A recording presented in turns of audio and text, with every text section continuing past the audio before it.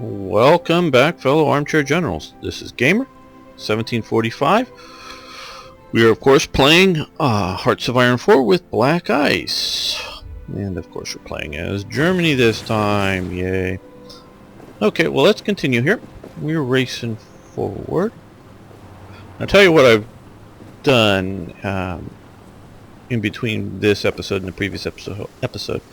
Played into about 1940 just to sort of learn how Black Ice works a little bit more, and I overbuilt on some things and underbuilt on other things.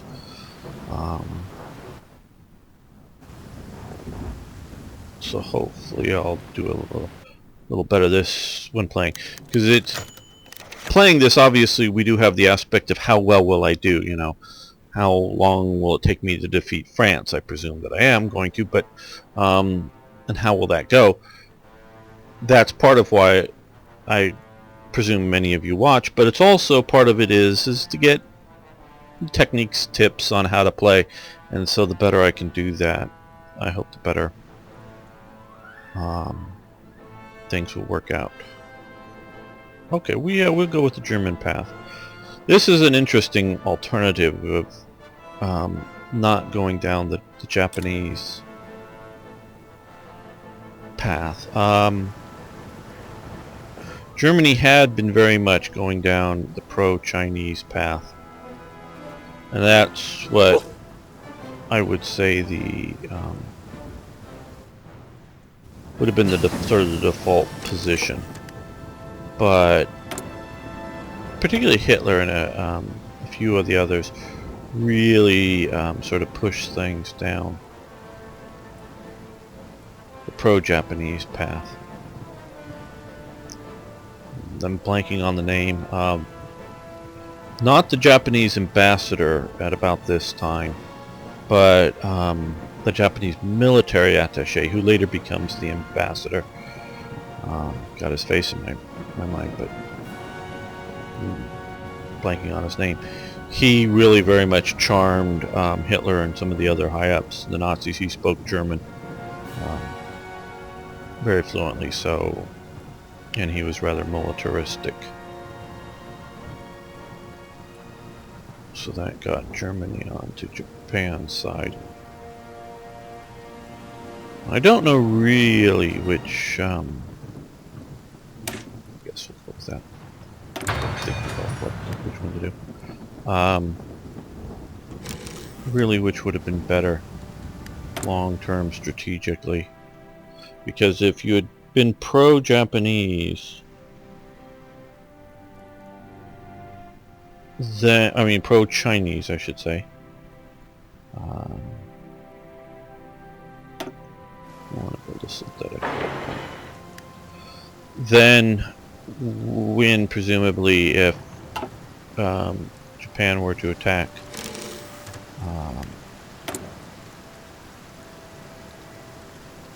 the US,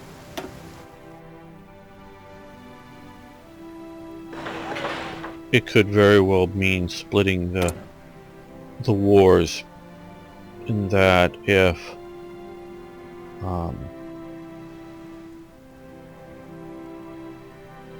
the US just went after Japan for a number of years and not focused on supporting Britain so much and Russia, could have been better for Russia.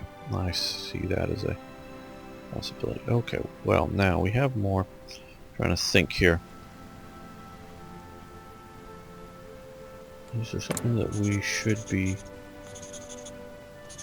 Okay, we're not building any cavalry equipment. Well, we got 5,000 of that.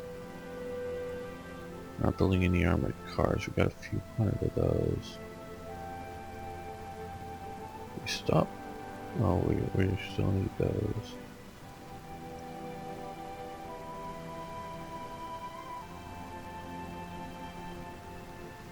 Well, we need support equipment, so we're going to build more support equipment.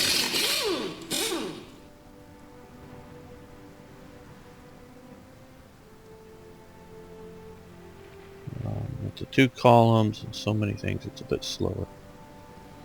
There we go. Finding things.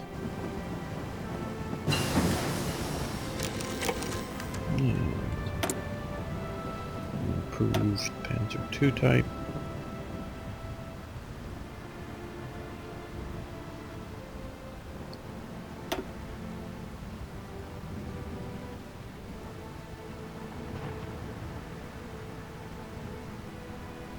Well, I want to get to better close support aircraft. Don't know if that's the best choice. Also, in playing, looked at all the different effects. Now, some of them, they're not necessarily meant to achieve all of them. Make choices. Do you do Navy or do Air Force or whatever like that? But some of the sort of standard ones seem to be a little, well, how shall I put this?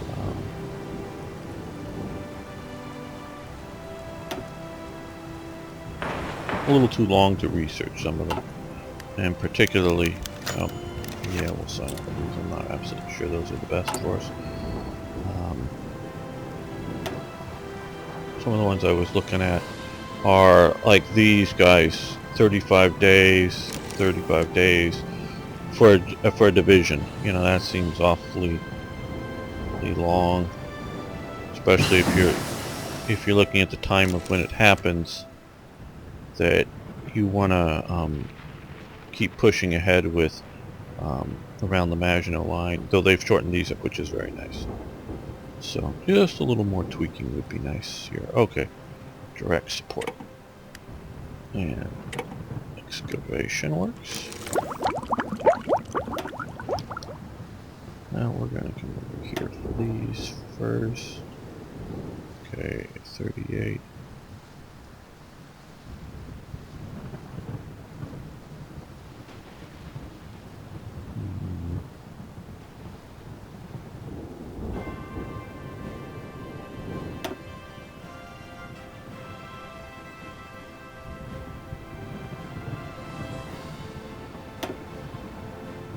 Got that.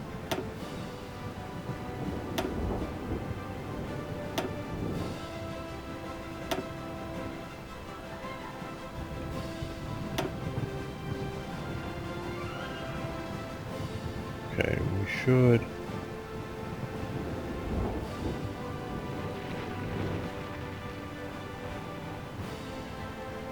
We'll support it.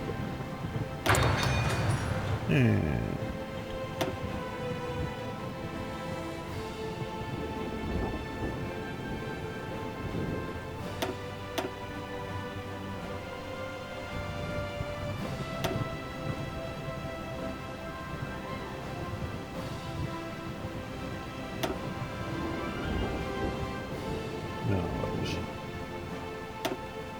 over here that I found it.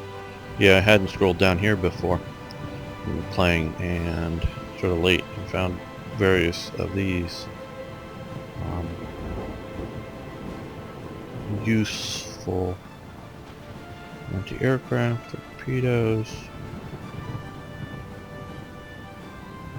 Well, let's go with anti-aircraft. I want to protect my ships from air attack.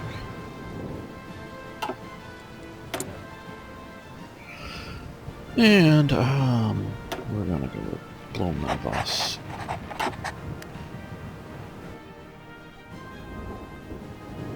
Those the naval techs still seem to work in the traditional way. They haven't changed those.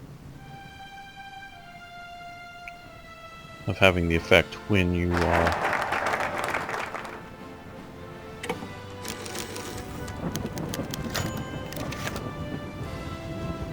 small arms factory level 8 reached. We're very good, as you can see.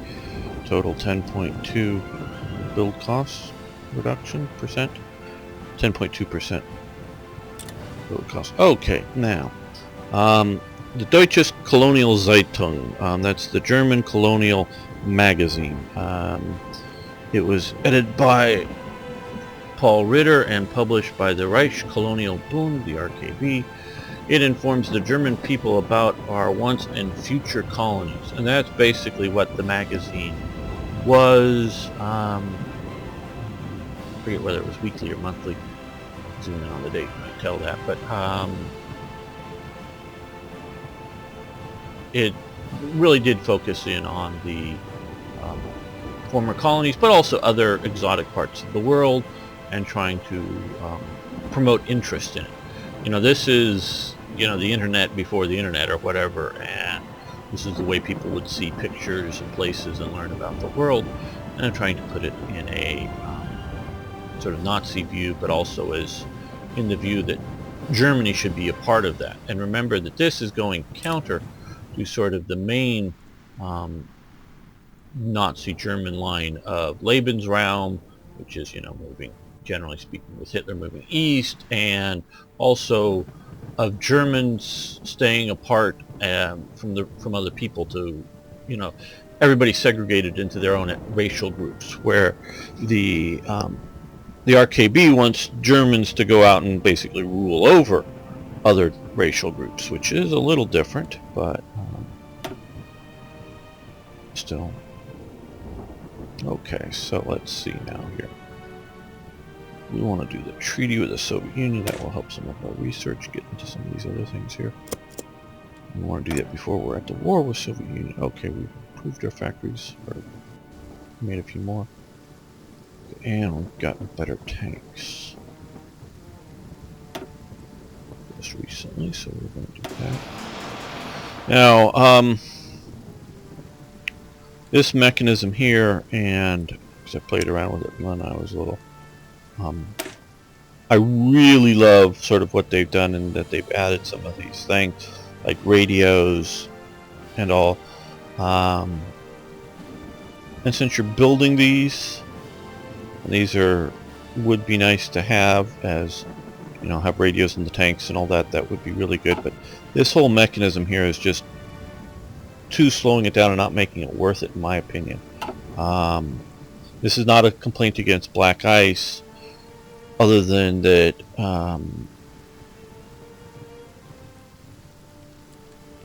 and of course I don't think Panzeroo has time to watch this series, but if you see something here that from my opinions, you can obviously poke the development team into doing. I think either some of these guys or some of these should have traits similar to Guderian here, that will not, you know, get 100 points a month or anything like that, but be a bit better daily gain for your army experience in peacetime. I think that would be good, because once the war started, like I said, I played till 40, hadn't invaded France yet, but you know, invading, just taking Poland, I got lots of points and was able to tweak stuff around. But all the equipment that I built now, since it uses the same mechanism, you really couldn't do it. And see, this is where I don't know how much of you know of Podcat's design philosophy for Hearts of Iron 4, is that they looked at historically, and then they looked at the way a lot of people were playing with Hearts of Iron 3, in that they would make, in each panzer division, be slightly different. In each infantry division, people would, you know, paste them together differently, and where historically they were theoretically often, you know, once they got into the field, they, you know, lost combat losses, and they weren't, you know, their theoretical strength, but theoretically they were all supposed to be, you know, in waves and groups that were all the same. So that's what they're sort of trying to do here, is to limit your experimentation to some degree, based on, sorry if this is taking too long, but I think this is sort of important, based on the idea of real-world experience, going, oh, we need to add more artillery, or we need to add anti-aircraft guns, and I have put in signals and anti-aircraft guns in all the infantry divisions. As time goes on, and, you know, experience shows that you need, that's good. And also I get the idea of vehicle variants that you looked at it sort of the some element, shall we say, of war experience, but also sort of the you know, the balancing out of the war, not so much the experience, but realizing, oh well, the enemy has thicker armor, so we need bigger guns, and we want to match their armor level, so we increase our armor. They then, oh well, we need even bigger guns, and have, you know, that sort of one-upsmanship going on, that was not apparent before the war. Germany was building its tanks with 37 millimeter guns, and not that they didn't have any plans sometime in the future, but that was some nebulous time in the future to upgun them to greater calibers. The short-barreled 75s were not meant to destroy. I mean, they would destroy tanks. They were meant to blow up, you know, bunkers on the Maginot Line. They weren't upgunned to kill tanks. They were thinking the 37 millimeter was going to be just fine to knock out Polish tanks, Czech tanks, French tanks, British tanks. And so that's what they were building to. And they had the technology to build the 50 millimeter gun, as I said before, on the Panzer III. And the whole tank and turret design were designed to accommodate that. But that was just an unnecessary expense and everything, so why do it? That's sort of the mindset that they're trying to capture. So I get that. But still, the idea that if you're adding in things like radios, you either need to have an event that pops up that gives you some experience points. Now you could choose to use it somewhere else, and obviously you have lots of tank models, so where you put the radios, or you know, if you put them in Panzer IIs or Panzer IIIs. Do we have Panzer IIIs under production?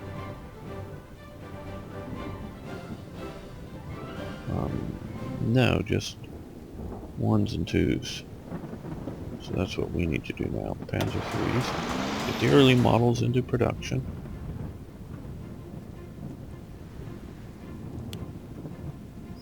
We're going to move these up to the top.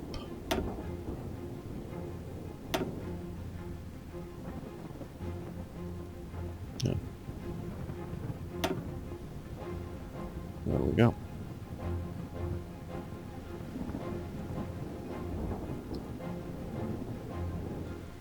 Put these guys back. No, to the bottom. There we go. And well,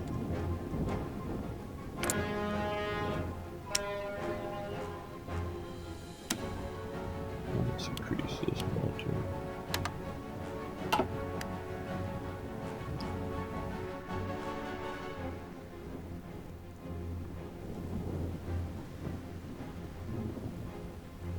So I like the design concept. It's just during this peacetime period,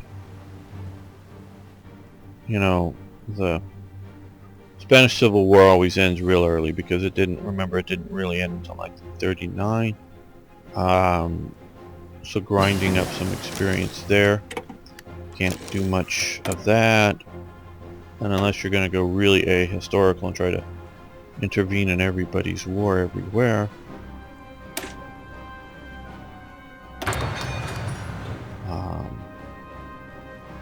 You know, once Japan gets going in here, if you can, depending on world tension. You don't have a good way to do that. So you could either make a series of events, or you can just make a, and/or some leaders that just trickle in a bit more than add to what Guderian's doing. Okay, the Reich Colonial Bund, the RKB is calling you. This is just more information showing, and this obviously without the rest of Third Reich events sort of skews what was going on in Germany. This was a small part of what was going on, but a sort of self-contained part. The Reich Colonial Bund must teach all Germans our legacy in Africa. There are many scarce resources in our former colonies the Reich needs. Yes, and so, you know, one of the posters, that's Ritter von Epp there, with a earlier colonial flag. Notice it doesn't have the swastika in it. Standing at the podium teaching, well, that's a right there with the armband, that's a probably SA or Nazi Party guy. Some of the other guys in there are naval. By their uniforms, it looks like they're naval officers. So he's teaching a class of young German officers who obviously were too young to be involved in World War I or to have been involved down here, about why Germany should be in Africa, and this is their colony. So very interesting. So this was their ongoing propaganda to drive German policy. I just find it fascinating how that there's these conflicting. Okay, we need a few.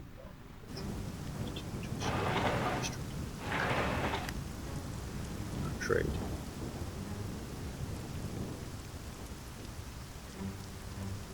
The different competing elements within National Socialist Germany. You definitely had the sort of, the Hitler elements of it. You had the Himmler elements with all the mysticism, much more so than Hitler did. Okay, now this is one of the newer events for Tanganyika. Only came in after moving to Hearts of Iron 4. The Reich Colonial Tagung Day or event, or whatever, in Bremen. In Bremen, it's still there, this big elephant monument that predates the RKB, Reich Colonial Bund. In May 1938 in Bremen, holds a major, and I had to sort of cut it down to get the elephant in there, but huge crowd around this elephant. I mean, thousands of people, maybe even tens of, but definitely thousands of people.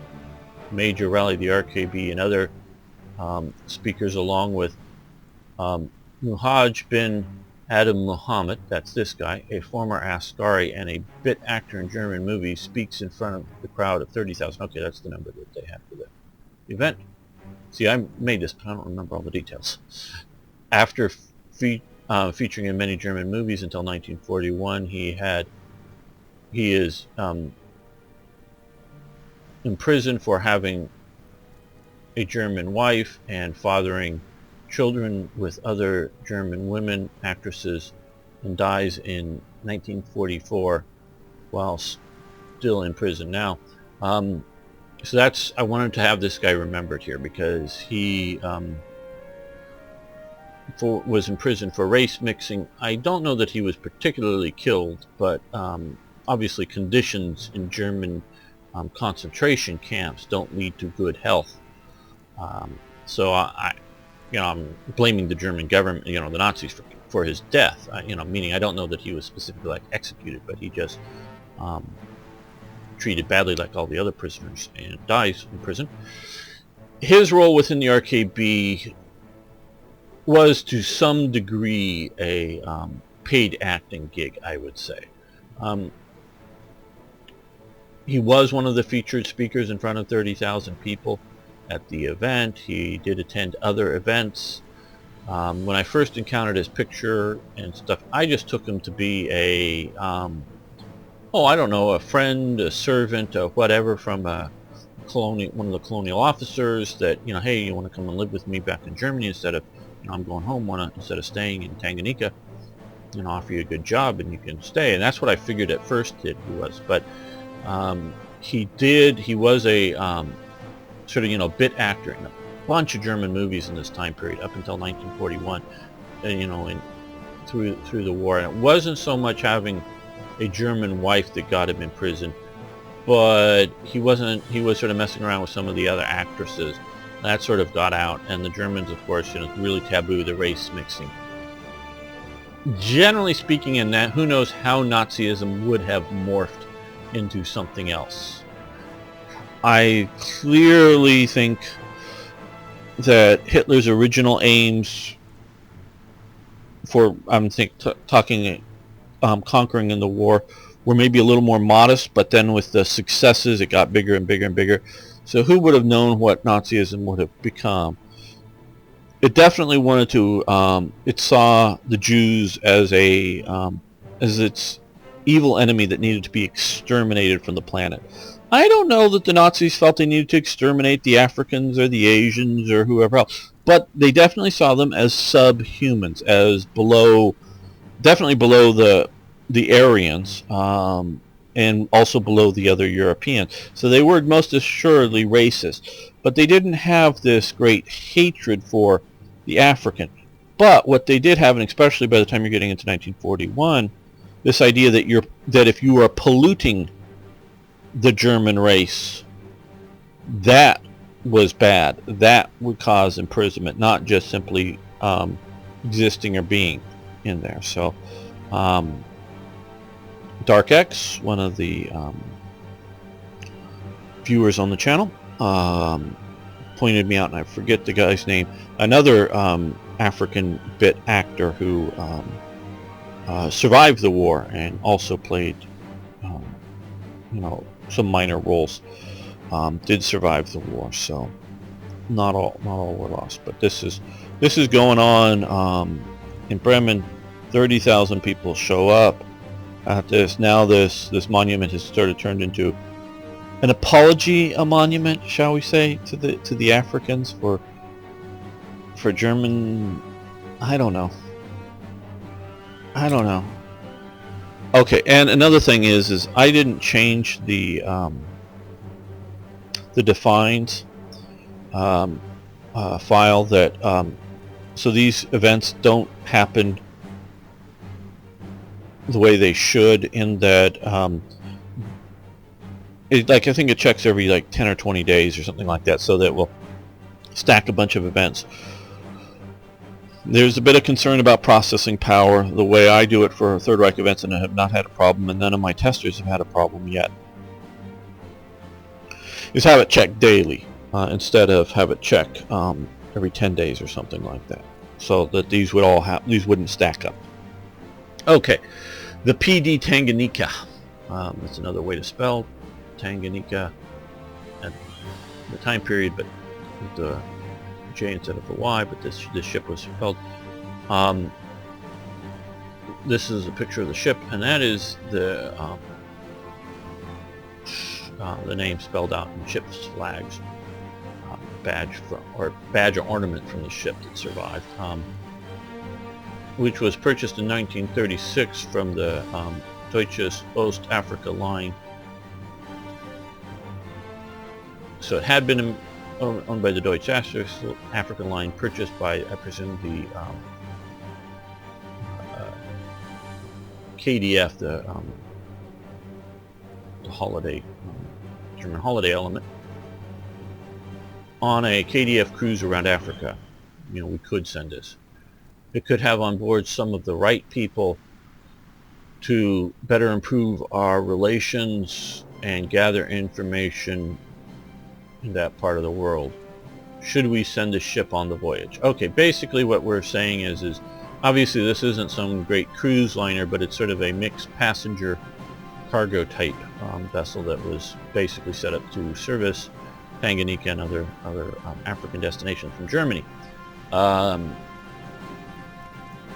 If we send this, we will get some better opinions of Germany in South Africa and Portugal, or we can decide not to send it. It will cost 30 political powers to do it, and part of what I'm presuming with this is the right people, as in being spies, to go in Portugal and South Africa, and doesn't help our relations with Britain, though they would theoretically be setting up a spy network, who to contact, who to set up under the disguise of a sort of an adventurous KDF cruise, as opposed to the sort of standard holiday to the Azores or cruising the fjords. The Kraft Deutsch Freud, I think is sort of how you pronounce that. KDF, part of the subgroup of the DAT. So we're going to decide to send the KDF, or to the PD Tanganyika cruise on a spy mission. In South Africa, which is rather anti-English at this time period, at least the Afrikaans elements of it, would like closer relations with Germany. Oh, Japan declared war on China. And Portugal, which, through supporting its African colonies, we can gain better support in an anti-British sort of way. Okay. Well, that's where we're going to end the episode. Thanks for watching. Thanks for liking the videos. And, of course, please post questions, comments, suggestions, ideas. Love hearing from you. See you next time.